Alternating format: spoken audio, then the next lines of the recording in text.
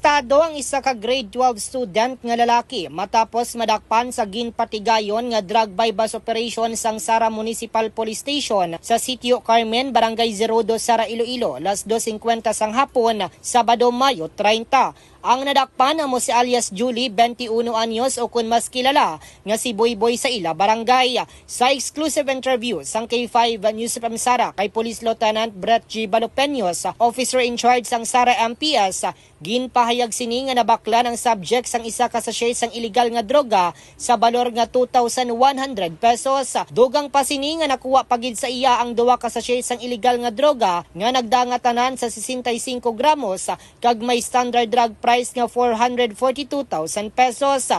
Relax anay, mag-DTX Coffee Mix. Nakakape ka na, nakadetox ka pa. Ginpayag pa ni Balopeños nga nagakuha ang subject sang illegal nga droga sa kaiping nga kabanwahanan kung sa diin halos isa ka bulan ang ila monitoring sa akusado. Sa karon ang subject ang nakahunong na sa kustodiya sang Sara MPS kag magapangatubang sa kaso sa paglapas sa Republic Act 9165 o kon Comprehensive Dangerous Drugs Act of 2002. Ini si K5 Raji Plazuela de Mayo para sa Kampiyon nga Balita, Serbisyo Publiko kag Kalingawan sa Quinto Distrito. K5 News FM. Does your underarms stink and darken? Say goodbye to stink and dark underarm.